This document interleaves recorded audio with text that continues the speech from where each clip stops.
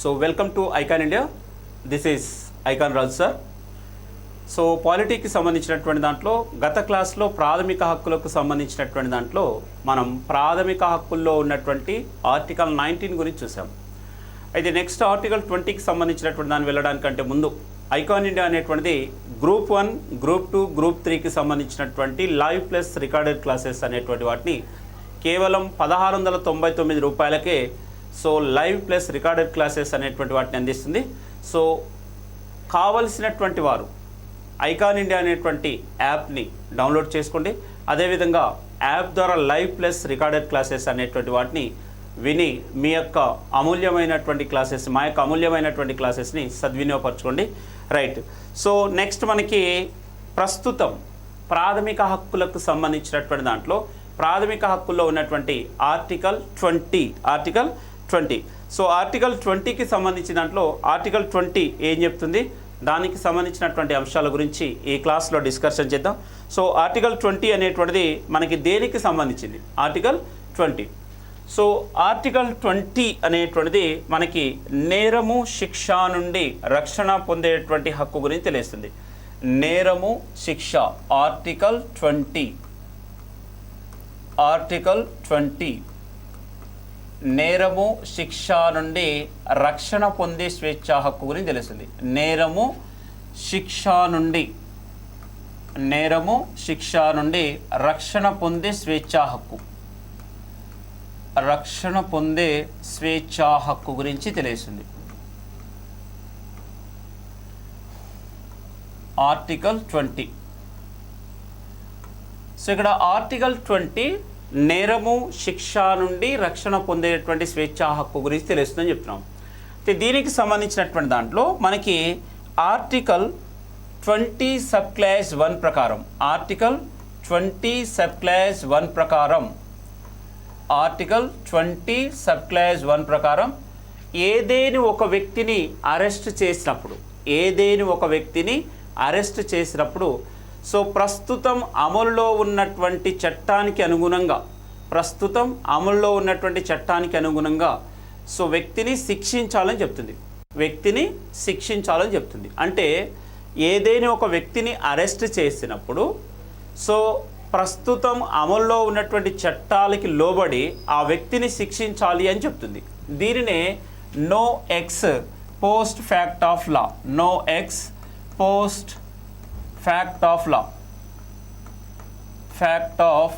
అని చెప్తాం. అంటే సో ఈ విధంగా అంటే ఏదైనా ఒక వ్యక్తిని అరెస్ట్ చేసినటువంటి వ్యక్తి కోసం ప్రత్యేకమైనటువంటి చట్టాలని రూపొందించాల్సిన అవసరం లేదు. అంటే అతను అరెస్ట్ చేయబడే నాటికి ఏదైతే అమల్లో ఉన్నటువంటి చట్టం ఉంటుందో ఆ చట్టానికి అనుగుణంగా మాత్రమే ఆ వ్యక్తిని శిక్షించాలని చెప్తుంది. దీనినే no ex post facto law అని చెప్తాం.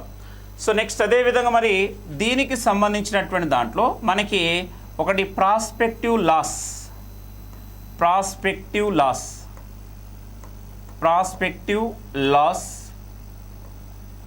రెండవది రెట్రాస్పెక్టివ్ లాస్.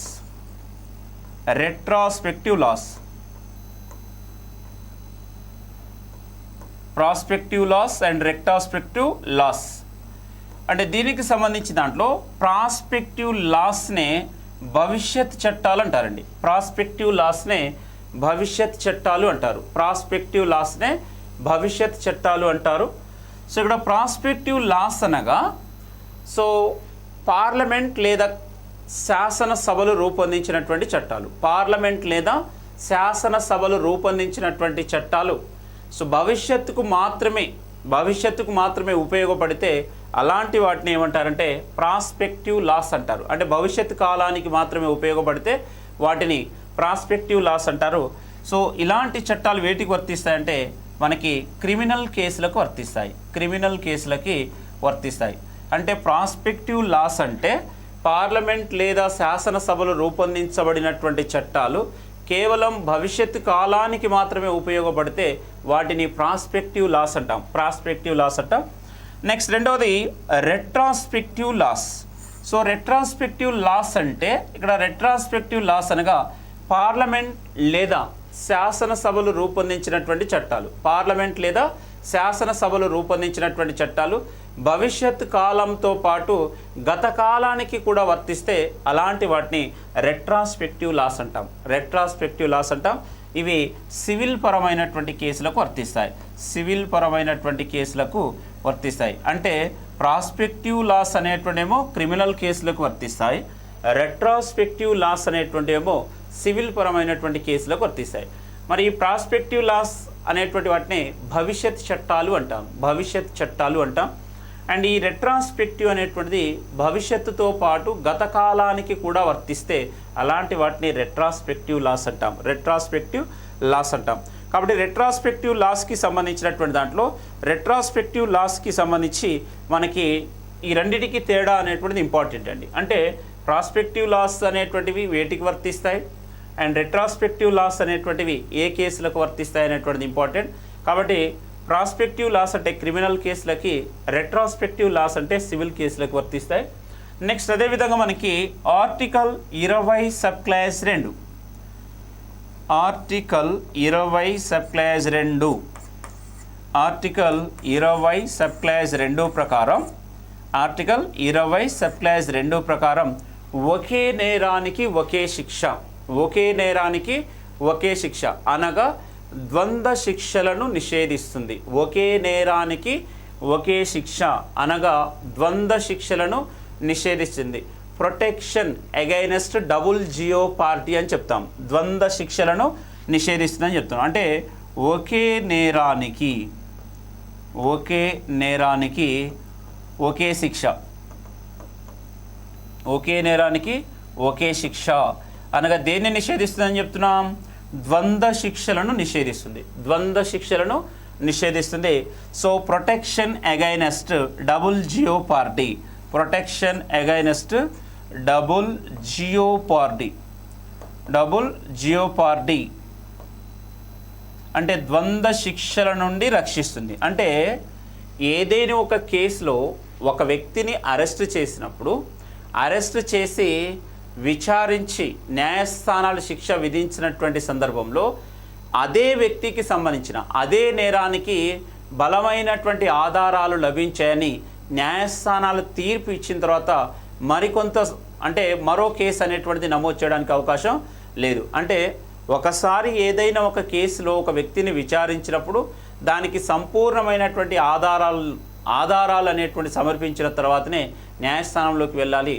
అంటే ఒక వ్యక్తికి సంబంధించిన కేసు విచారించి ఆల్రెడీ శిక్ష విధించిన తర్వాత అదే నేరానికి మరో శిక్ష అనేటువంటి దాన్ని విధించకూడదని చెప్తుంది. కాబట్టి ఒకే నేరానికి ఒకే శిక్ష అంటే ద్వంద్వ శిక్షలను నిషేధిస్తుంది అని చెప్తున్నాం. ద్వంద్వ శిక్షలను నిషేధిస్తుంది. సో దీనికి సంబంధించినటువంటి దాంట్లో దీన్ని protection against double jeopardy అని చెప్తాం. Protection against double jeopardy అని చెప్తాం. నెక్స్ట్ అదేవిధంగా మనకి దీంట్లోనే 20 sub clause 3, article 20 sub clause 3, article 20 sub clause 3 ప్రకారం నేరము రుజువు కానిదే శిక్షించరాదు అని చెప్తుంది. నేరము రుజువు కానిదే శిక్షించరాదు. నేరము రుజువు కానిదే శిక్షించరాదు అని చెప్తుంది. నేరము రుజువు కానిదే శిక్షించరాదు. సో అంటే ఆర్టికల్ 20 సబ్ క్లాస్ 3 ప్రకారం నేరము రుజువు కానిదే శిక్షించరాదు అని చెప్తున్నాం.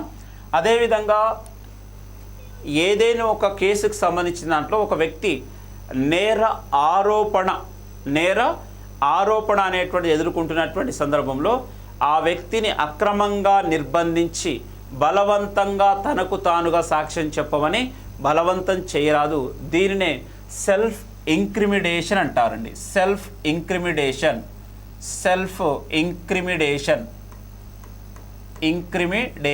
అంటే ఏదేని ఒక వ్యక్తిని అక్రమంగా నిర్బంధించి బలవంతంగా తనకు తానుగా సాక్ష్యం చెప్పవని బలవంతం చేయరాదని చెప్తుంది.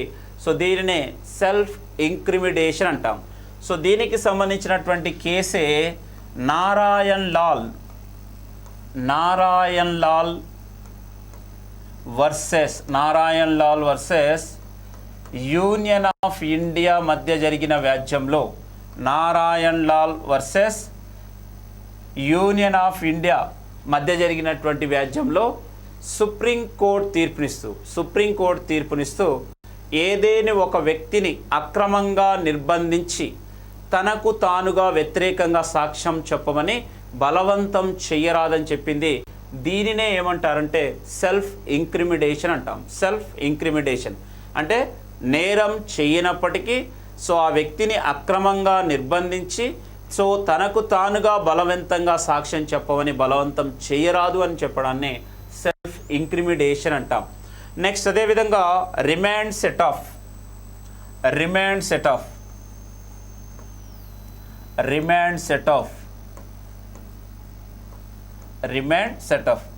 ఇక్కడ రిమాండ్ సెట్ ఆఫ్ అనగా ఒక వ్యక్తిని నిర్బంధించి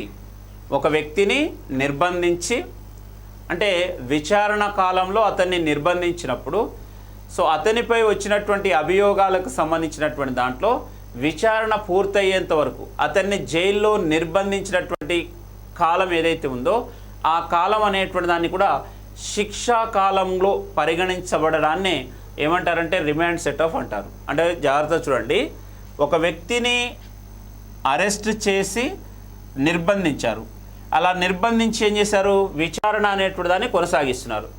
ఆ విచారణ కొనసాగిస్తున్నటువంటి సందర్భంలో విచారణ పూర్తయిన తర్వాత అతనికి శిక్ష అనేటువంటిది ఖరారు చేశారండి. అంటే ఫర్ ఎగ్జాంపుల్ ఇతను విచారణ కాలంలో ఒక 3 నెలల కాలం జైల్లో నిర్బంధించబడి ఉన్నాడు.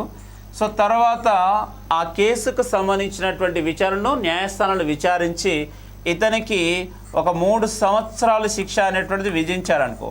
అంటే గతంలో విచారణ కాలంలో జైలులో అనుభవించినటువంటి శిక్షా కాలాన్ని కూడా ప్రస్తుతం ఈ శిక్ష విధించబడినటువంటి కాలంలో శిక్షా కాలంలో పరిగణించబడడాన్ని రిమాండ్ సెట్ ఆఫ్ అంటాం. అంటే 3 సంవత్సరాలు విధించబడిందంటే మనోడు ఇంకా ఎన్ని రోజులు శిక్ష అనుభవించాలి, ఆల్రెడీ 3 నెలలు పూర్తి చేశాడు. అంటే రిమైనింగ్ ఎంత, 2 సంవత్సరాల 9 నెలలు జైలు శిక్ష అనేటువంటి దాన్ని అనుభవించాల్సి ఉంటుంది. అంటే ఒక వ్యక్తిని నిర్బంధించి విచారిస్తున్నటువంటి కాలంలో అతనిపై విచారణ పూర్తయిన తర్వాత న్యాయస్థానాలు శిక్షను విధించినట్లయితే అతను విచారణ కాలంలో అనుభవించినటువంటి ఏదైతే జైలు శిక్ష ఉందో ఆ విచారణ కాలంలో అనుభవించినటువంటి శిక్షా కాలాన్ని కూడా ప్రస్తుతం ఉన్నటువంటి శిక్షా కాలంలో పరిగణించడాన్ని రిమాండ్ సెట్ ఆఫ్ అంటాం. కాబట్టి దీనికి సంబంధించినటువంటి దాంట్లో రిమాండ్ సెట్ ఆఫ్ అనేటువంటిది ఇది. నెక్స్ట్ దీంట్లో మరొక కేసు మనకి Ratan Lal versus state of Punjab. Ratan Lal versus state of Punjab. Ratan Lal versus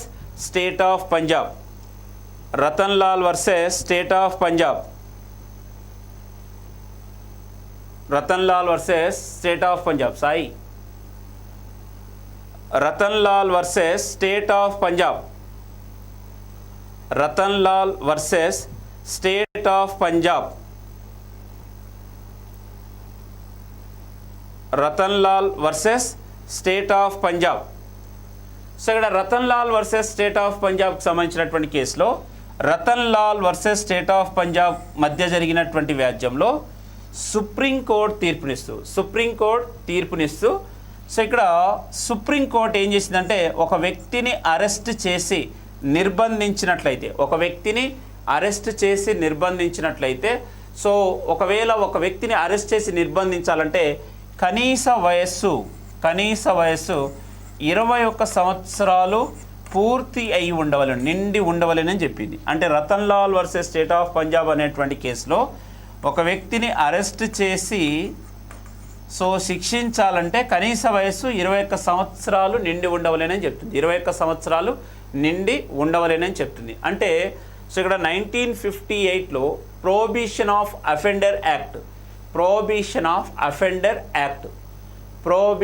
offender act అనేటువంటిది వచ్చింది.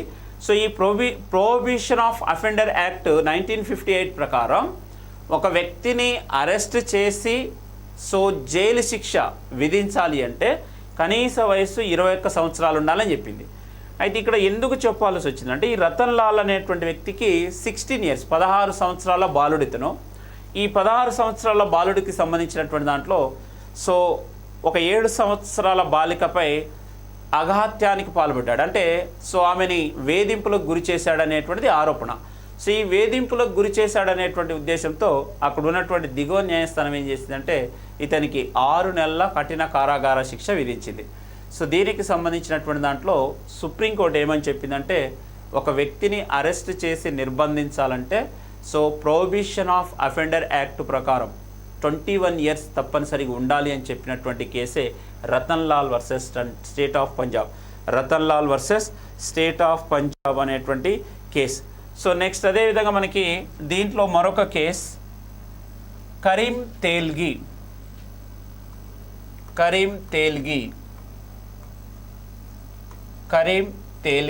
Versus state of Karnataka.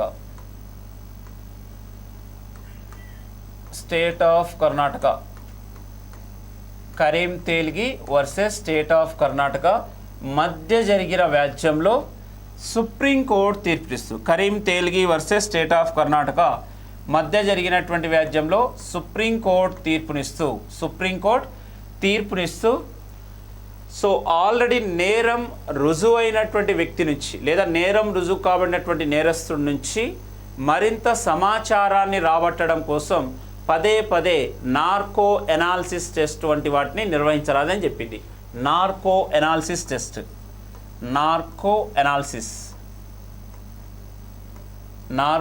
Analysis అనేటువంటి టెస్ట్ని పదే నిర్వహించరాదని చెప్పింది. అంటే ఈ కరీం తేల్గికి సంబంధించినటువంటి దాంట్లో కరీం తేల్గి అనేటువంటి వ్యక్తి సో మనకి స్టాంప్ పేపర్ల కుంభకోణంలో నిందితుడండి.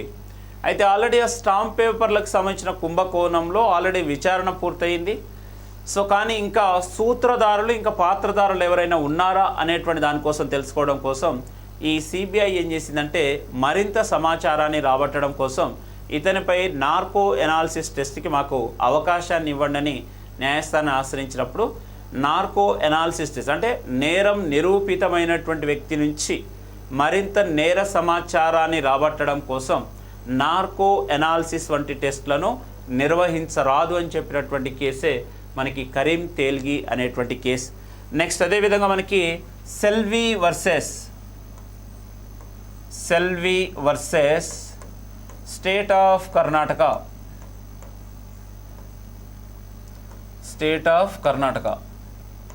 Selvi versus state of Karnataka. So ఇక్కడ Selvi versus state of Karnataka మధ్య జరిగిన వ్యాజ్యంలో సుప్రీంకోర్టు తీర్పునిస్తూ Selvi versus state of Karnataka మధ్య జరిగినటువంటి వ్యాజ్యంలో సుప్రీంకోర్టు తీర్పునిస్తూ సో ఒక వ్యక్తిని అక్రమంగా నిర్బంధించి సమాచారాన్ని రాబట్టడం కోసం సో 3 రకాలైనటువంటి టెస్ట్లను నిర్వహించరాదని చెప్పింది. అంటే ఒకటి నార్కో ఎనాలిసిస్,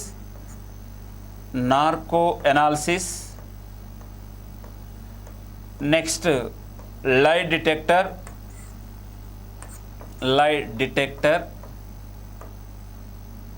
నెక్స్ట్ అదేవిధంగా మైండ్ మ్యాపింగ్. లై డిటెక్టర్స్ అండ్ మైండ్ మ్యాపింగ్ వంటి పరీక్షలను బలవంతంగా నిర్వహించరాదని చెప్పింది. అంటే ఒక వ్యక్తి సో నేరం చేశాడా లేదా తర్వాత సంగతి, కానీ అతని నుంచి నేర సమాచారాన్ని రాబట్టడం కోసం సో ఒక వ్యక్తిపై 3 రకాలైనటువంటి టెస్టులను బలవంతంగా నిర్వహించరాదని చెప్పింది. అది నార్కో ఎనాలిసిస్, లై డిటెక్టర్స్ అండ్ అదేవిధంగా మైండ్ మ్యాపింగ్ వంటి వాటిని నిర్వహించరాదని చెప్పింది. సో దీనికి సంబంధించినటువంటి దాంట్లో మనకి సెల్వి వర్సెస్ స్టేట్ ఆఫ్ కర్ణాటకకు సంబంధించిన కేసు. నెక్స్ట్ అదేవిధంగా మనకి దీంతో పాటుగా మనకి